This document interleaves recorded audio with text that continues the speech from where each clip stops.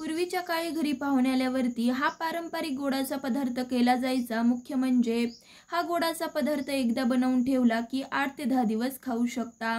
तर जास्त वेळ न वाया घालविता लगेचच आपण रेसिपीला सुरुवात करूया। तर त्यासाठी काय करायचं, एका भांड्यात पाववाटी बारीक केलेला गूळ घ्यायचा आहे। गूळ बारीक केला म्हणजे ज्यावेळेस आपण हा विरघळवू त्यावेळेस तो पटकन असा विरघळला जाईल। आता आपण यामध्ये 1 वाटी पाणी घालून सतत हलवत हलवत गूळ विरघळवून घेऊ। बघू शकता 2 ते 3 मिनिटं हलवत हलवत इथे मी हा गूळ विरघळवून घेतला आहे। लगेचच आता आपण यामध्ये बाकीचं साहित्य घालूया। त्यामध्ये आपल्याला घालायचं आहे 1 वाटी गव्हाचं पीठ।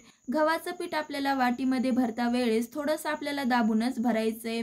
आता गव्हाचं पीठ घालून झालं की बाकीच्या साहित्यामध्ये 1 चमचा जाडसर कुटलेली बडीशेप। ह्या पदार्थामध्ये बडीशेपचा वापर जरूरच करा, त्याचा स्वाद खूप भारी असा उतरतो। त्याचबरोबर पाव चमचा वेलची पूड देखील घालायची आहे। आता आपण घातलेलं सगळं साहित्य छानपैकी असं मिक्स करू। मिक्स करून घेतल्यावरती बघू शकतायत आपलं मिश्रण बरचसं घट्ट वाटत आहे, त्यामुळे आणखी अर्धा वाटी पाणी घालून 2 ते 3 मिनिटं छानपैकी असं मिश्रण फेटून घ्यायचंय।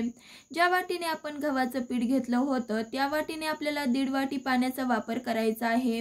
पण एखाद्या गव्हाच्या पिठाला पाणी जास्त लागू शकतं किंवा कमी, त्यामुळे कमी कमी पाणी घालतच आपल्याला इथे बॅटर बनवून घ्यायचं आहे। बॅटरची कन्सिस्टन्सी आपल्याला कशी ठेवायची तुम्हाला मी नंतर सांगतेच। बघू शकतायत 2 ते 3 मिनिटं मिश्रण फेटून घेतलं आहे। त्याचबरोबर मिश्रणाच्या गाठी देखील आपल्याला इथे होऊ द्यायच्या नाहीयेत। बघू शकतायत अशा पद्धतीने मिश्रणाची कन्सिस्टन्सी ठेवायची आहे। ज्या पद्धतीने आपलं भजीचं बॅटर असतं त्याच पद्धतीने आपल्याला इथे कन्सिस्टन्सी ठेवायची आहे। आता आपलं इथे बॅटर बनवून तयार आहे। लगेचच आता आपण तेल गरम करत ठेवू। तेल मध्यम गरम झालं की तयार बॅटरमध्ये इथे आपल्याला पाव चमचा खाण्याचा सोडा घालून एकाच डायरेक्शनमध्ये 2 ते 3 मिनिटं मिश्रण फेटून घ्यायचंय। सोडा घातल्यावरती 2 ते 3 मिनिटं मिश्रण फेटून घेतल्यामुळे मिश्रणामध्ये थोडीशी हवा भरल्या जाते। त्याचबरोबर ज्यावेळेस आपण तेलामध्ये गुलगुले सोडू, जरी आपण छोटे छोटे गुलगुले सोडले तरी सुद्धा छानपैकी टमटमीत असे फुगतात। आता आपण 2 ते 3 मिनिटं मिश्रण फेटून घेतलं आहे। लगेचच आता गॅसची आच मंद करून इथे आपल्याला हाताने छोटे छोटे असे गुलगुले तेलामध्ये सोडून घ्यायचेत। जर गुलगुले मोठे असे सोडले ना तर ते फुगतात आणि ते दिसायला देखील छान दिसत नाही, त्यामुळे गुलगुले तेलामध्ये टाकता वेळेस थोडे छोटे छोटेच असे सोडायचे। बघू शकता तिथे मी अशा पद्धतीने छोटे छोटे जरी सोडले आहेत तरी सुद्धा छानपैकी असे दुप्पट फुललेत। सगळे असे गुलगुले सोडून झाल्यावरती 2 ते 3 मिनिटं अजिबातच झाऱ्या लावायचा नाही।